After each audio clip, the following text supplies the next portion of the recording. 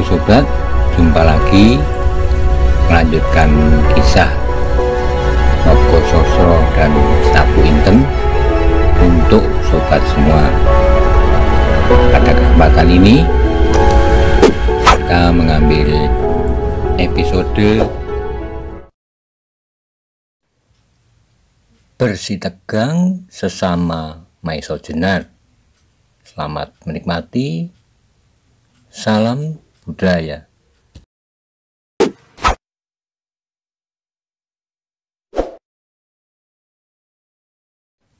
Pada episode sebelumnya dikisahkan bahwa ketika terkurung di dalam gua, Maiso Jenar berhasil meningkatkan ilmunya ke taraf yang lebih tinggi. Kemudian ia dijumpai lagi oleh orang yang mirip Maiso Jenar. Bagaimana kisah selanjutnya? Simak bersama-sama. Monggo kula aturi subscribe, like, komen, serta share.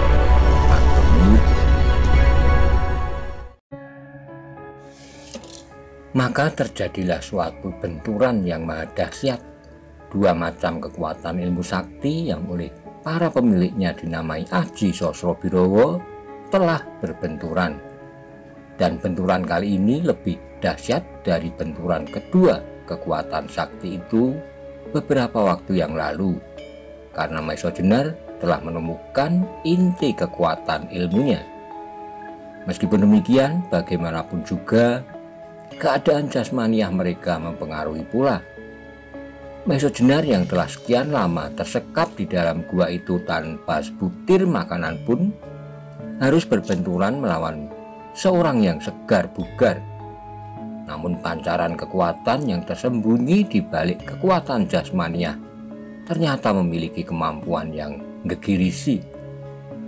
Demikianlah ketika benturan itu terjadi, ternyata kedua orang itu bersama terlempar surut. Orang yang menamakan diri Maiso Jenar itu merasakan pula betapa hebat pukulan lawannya, sehingga ia terpaksa jatuh sekali berguling, barulah ia dapat tegak kembali. Tetapi dalam pada itu Maiso Jenar sendiri terdorong jauh ke belakang, sehingga tubuhnya membentur dinding gua. Setelah itu dengan lemahnya Maiso Jenar terduduk di lantai. Tapi dalam pada itu terbersitlah suatu perasaan yang aneh dalam dirinya. Meskipun ia terlempar sampai membentur dinding gua dan kemudian dengan lemahnya terduduk di lantai seperti orang yang kehilangan seluruh tulang-tulangnya, namun dalam benturan itu ia tidak lagi merasakan percikan panas yang membakar seluruh tubuhnya seperti yang dialaminya dahulu.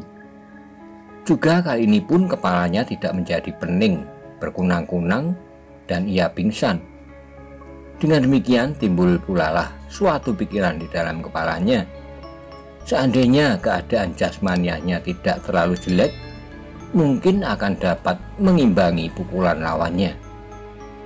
Tetapi di samping perasaan gembira yang membersit di dalam dadanya, ia pun menjadi cemas. Kalau lawannya itu akan mengulangi serangannya untuk membinasakannya. Meskipun ia sama sekali tidak takut mati, namun ia masih menginginkan untuk menurunkan ilmu perguruan pengging itu kepada Aryo Saloko.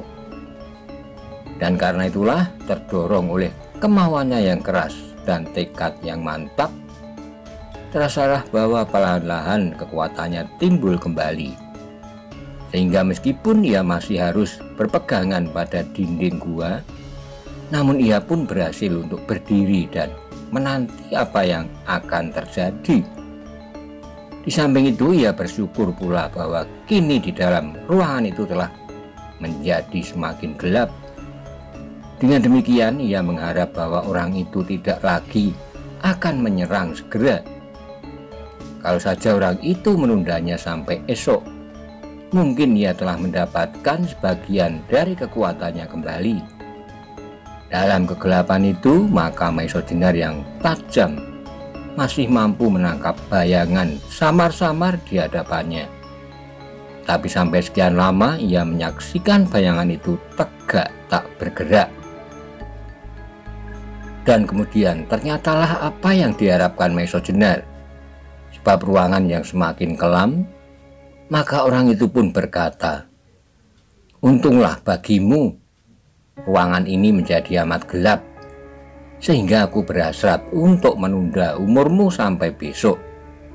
Tetapi bagaimanapun juga, aku jadi heran, iblis mana yang telah merasuk dalam tanganmu, sehingga engkau mampu melawan Sosrobirowo tanpa cedera." Maisa Jenar menarik napas. Ia menjadi lega oleh keputusan lawannya. Tetapi ia menjawab sindiran itu, "Bukankah engkau telah bercerita tentang Eko Loyo dan Pendeta Kumboyono?" Tiba-tiba orang itu tertawa, nyaring dan panjang. Katanya kemudian, "Bagus, kau telah menghidupkan sebuah cinta petikan dari Mahabharata. Dan aku ingin melihat akhir dari cerita ini. Apakah kau benar-benar mampu menandingi aku?" "Mudah-mudahan," jawab Maisa Jenar pendek. Sekali lagi orang itu tertawa, kemudian sambungnya, "Tetapi aku ingin bertindak adil. Aku tidak mau memenangkan pertempuran ini melawan seseorang yang hampir mati kelaparan. Tunggulah kau di sini. Aku akan membawa makanan untukmu." Kemudian terdengarlah orang itu melangkah pergi. Maisa Jenar berdiri termangu-mangu. Ia semakin tidak mengerti kelakuan orang yang juga menamakan diri Maisa Jenar itu. Saat kemudian apa yang dijanjikan orang itu terjadilah. Ia masuk kembali lewat mulut gua yang mula-mula ditutupinya dengan rentuan batu, yang kemudian terbuka kembali karena tangan Maisa Jenar. Di tangan kanannya ia memegang sebuah obor, dan di tangan kirinya sebuah bungkusan daun pisang. Ia langsung duduk di tengah-tengah ruangan itu. Sambil membuka bungkusannya ia berkata, "Kemarilah, duduklah dan makanlah bersama aku." Maisa Jenar tidak membantah, tapi mula-mula ia pergi dahulu ke mata air. Sudah minum beberapa teguk, baru ia duduk di depan orang yang juga menamakan diri Maisa Jenar itu. "Makanlah," desak orang itu. "Atau kau takut aku meracunimu?" Maisa Jenar menggeleng. "Tidak," jawabnya. "Orang semacam kau ini pasti tidak akan meracun orang, sebab kau terlalu yakin akan kesaktianmu." Sejenak kemudian mereka berdiam diri sambil menikmati isi bungkusan yang dibawa oleh orang yang menamakan diri Maisa Jenar itu, yang ternyata adalah seonggok nasi dengan lauk pauknya, goreng ikan gurami. Mula-mula Maisa Jenar tidak menaruh perhatian sama sekali terhadap jenis makanan ini. Tetapi beberapa saat kemudian ia mulai berpikir, dari mana orang itu mendapat goreng ikan gurami? Ataukah di dalam gua ini terdapat alat untuk menggoreng dan kolam ikan gurami? "Kau telah berbuat suatu kesalahan," desisnya. Orang itu terkejut. "Kesalahan?" ia bertanya. Maisa Jenar mengangguk sambil menunjukkan sisa ikan gurami. Ia berkata, "Maisa Jenar yang kehilangan muridnya di dalam gua ini tidak akan menemukan goreng ikan gurami dengan demikian mudahnya." Kembali orang itu terkejut, tetapi hanya sebentar. Sebab sebentar kemudian ia tertawa tinggi. Sambil masih menyuapi mulutnya, ia menjawab, "Kau memang suka ngotak-atik. Apa salahnya kalau aku mendapat goreng ikan gurami? Aku tangkap ikan ini di kolam di sebelah selatan gua ini." "Dari mana kau dapat minyak?" potong Maisa Jenar. Orang itu terdiam sebentar, lalu katanya, "Sekarang ternyata kalau engkau tak tahu sama sekali ujung pangkal tempat ini, aku berada di dalam gua ini atas petunjuk seorang pendeta sakti yang bernama Panembanis Moyo bersama muridku Aryo Saloko. Tetapi saat kemudian muridku itu hilang, adakah seorang Maisa Jenar, murid Ki Ageng Pengging Sepuh, perlu bersembunyi di dalam gua?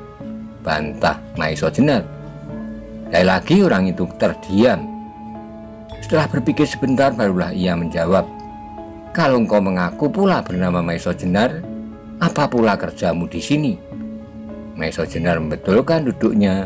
Ia merasa mendapat sesuatu dari percakapan itu. Jawabnya, "Aku masuk ke dalam gua ini karena aku mengejar engkau, orang yang mengaku bernama Mahesa Jenar. Tetapi menurut katamu," sahut orang itu, "kau telah berada di dalam gua ini sebelumnya. Bukankah engkau menuduh aku memancingmu, memisahkanmu dari seorang yang aku menjadi muridmu? Kalau begitu, kita telah menghuni gua ini bersama-sama, namun ada bedanya," jawab Mahesa Jenar. "Kau agaknya telah mengenal segenap lekuk-liku gua ini. Aku belum. Aku berada dalam gua ini karena izin yang memiliki potong orang itu. Kau agaknya seorang penghuni gelap." Mahesa Jenar tertawa pendek. Ia merasa kehilangan jalan. Karena itu ia berdiam diri. Suasana kemudian menjadi hening. Namun dalam keheningan itu, Mahesa Jenar tidak luput dari suatu keadaan yang sibuk berpikir dan menebak-nebak. Ia merasa bahwa pasti ada suatu maksud yang tersembunyi. Mungkin orang itu sudah tahu bahwa dialah sebenarnya yang bernama Mahesa Jenar. Tiba-tiba Mahesa Jenar bertanya menyentak, "Engkau belum menjawab pertanyaanku. Dari mana engkau mendapat minyak goreng?" Orang itu pun terkejut, jawabnya, "Sudah aku katakan, dari cantrik Padepokan Karang Tumoritis." "Kenapa engkau bersembunyi dalam gua ini?" desak Mahesa Jenar cepat. "Beberapa orang sakti mencari aku untuk membalas dendam," jawabnya secepat pertanyaan Mahesa Jenar. "Kau takut?" desak Mahesa Jenar pula. "Tidak, tetapi aku tidak akan mampu melawan mereka." "Bohong," bentak Mahesa Jenar. Orang itu terkejut, pandangannya jadi semakin tajam. "Kau sudah berada di antara mereka dan mereka tidak dapat menangkapmu," potong Mahesa Jenar. Tiba-tiba mata orang itu menjadi merah. Agaknya ia menjadi marah. Tetapi Mahesa Jenar tidak peduli. Ia berkata terus, "Ada berapa pertentangan dalam oceanmu? Kau bersembunyi karena orang yang sakti yang mengejarmu untuk membalas dendam. Tetapi engkau telah berada di antara mereka, dan mereka ternyata tak dapat berbuat sesuatu. Kemudian kau katakan bahwa kau kehilangan muridmu di dalam gua ini. Sedang agaknya engkau mengenal segala liku-likunya, sehingga mustahilah bahwa engkau tak dapat menemukannya. Ataupun kalau murid yang kau katakan itu hilang di luar gua ini, kau akan dapat minta tolong kepada Panembahan Ismoyo dan cantrik-cantriknya untuk mencarinya. Nah, sekarang katakan padaku, apakah maksudmu sebenarnya dengan mengaku bernama Mahesa Jenar, murid Ki Ageng Pengging Sepuh?" Orang itu menjadi semakin marah mendengar kata-kata Mahesa Jenar yang menghambur seperti bendungan pecah. Tetapi Mahesa Jenar masih belum berhenti, sambungnya. "Apalagi engkau dapat bercerita tentang semua pengalaman dan peristiwa yang aku alami. Bahkan sampai ke persoalan hubungan antara aku dan orang-orang sakti yang mengejarku." Orang itu sudah tidak sabar lagi. Dengan cerdas, kerasnya ia membentak, "Cukup!" Lalu tubuhnya menjadi gemetar dan tiba-tiba ia meloncat berdiri. Katanya melanjutkan dengan suara gemetar, "Kau mancing kemarahanku. Aku sudah ingin menunda umurmu sampai besok, tetapi ternyata engkau ingin menyerahkannya sekarang. Berdirilah dan jangan mati berpangku tangan. Apakah engkau akan membanggakan Sosrobirowo Tirwan yang hanya mampu memecah batu itu, atau hanyalah suatu pameran jasmaniah yang sama sekali tak berharga?"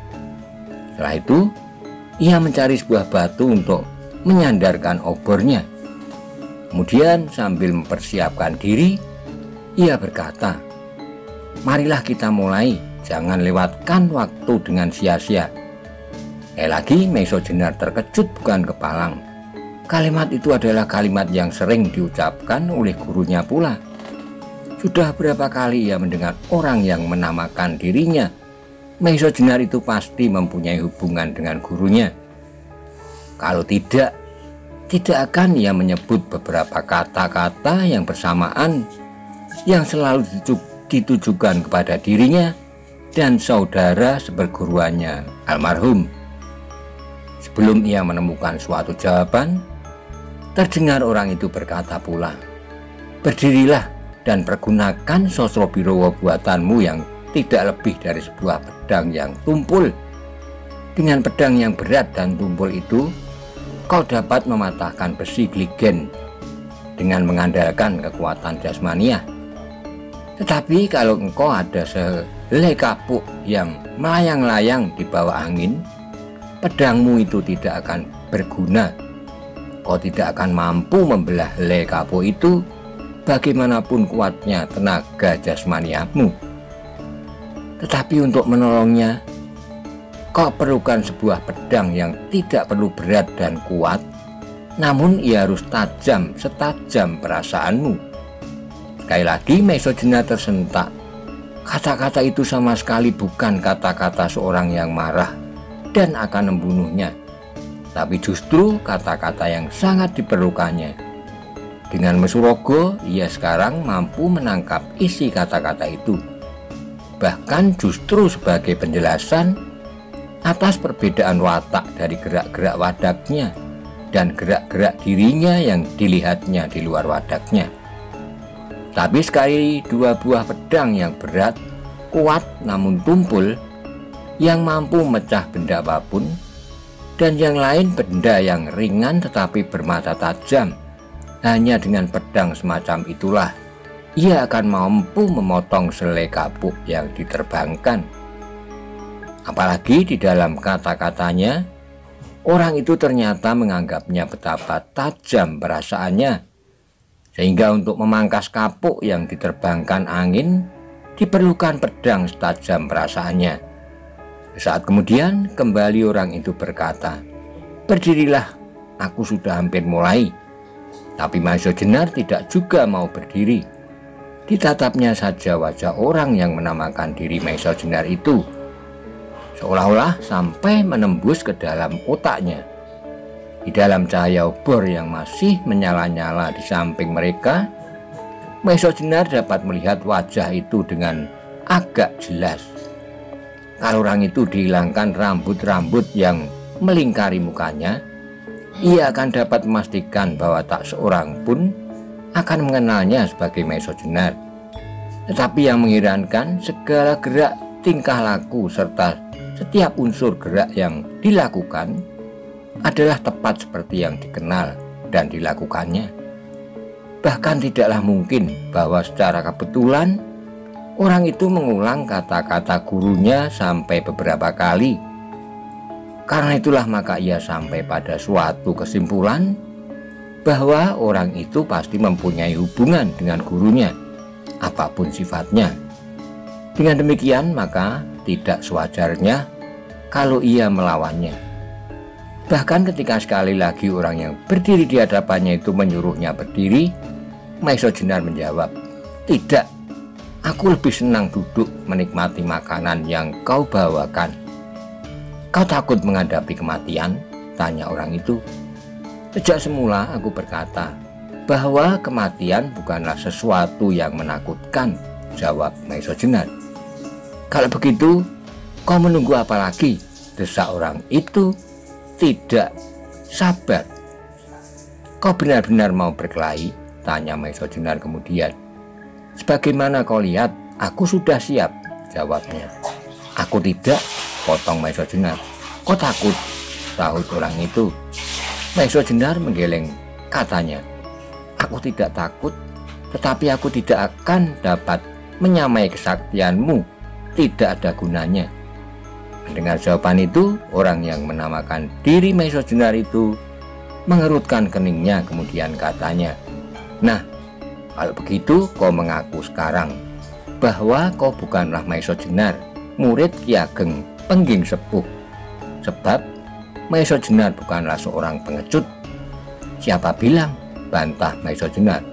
Aku tidak mengatakan bahwa aku bukan Maesa Jenar, tetapi bukan berarti bahwa di dunia ini tidak ada seorang pun yang melampaui kesaktianku, di antaranya engkau. Tiba-tiba orang itu jadi kesal sekali. Karena itu ia membentak, aku akan membunuhmu, melawan atau tidak melawan. Kisanak, jawab Maesa Jenar dengan tenangnya. Agaknya ia sudah menemukan jalan untuk mendapatkan suatu ketegasan. Aku punya usul. Mengapa persoalan ini harus diselesaikan dengan sebuah perkelahian? Menurut katamu, kau disembunyikan di sini oleh seorang panembahan sakti yang bernama Panembahan Ismoyo. Aku pun seharusnya berkata demikian pula kepadamu. Karena itu biarlah Panembahan itu yang memilih satu di antara kita. Siapakah yang dianggapnya benar-benar Maesa Jenar? Tidak perlu pihak ketiga. Mari kita selesaikan soal kita sendiri. Mendengar jawaban itu, Maesa Jenar tersenyum. Jawabnya, aku makin yakin sekarang bahwa aku tidak perlu berkelahi. Sebab kau sama sekali tidak bermaksud bertempur untuk mempertahankan suatu kebenaran dan keyakinan. Tetapi kau ingin bertempur karena nafsu ketamakanmu. Nafsu ingin mempertunjukkan kemenanganmu dan kesaktianmu. Omong kosong, potong orang itu. Aku menantangmu karena kau telah menamakan dirimu Maesa Jenar. Bukankah dengan demikian kau meniadakan adaku sebagai Maesa Jenar yang sebenarnya? Sekali lagi Maesa Jenar tersenyum. Ternyata karena keyakinan pada dirinya sudah bertambah sempurna, sehingga ia tidak lagi bersikap menentang dan tidak lagi membiarkan perasaannya bergolak. Jawabnya, kau menganggap dirimu Maesa Jenar?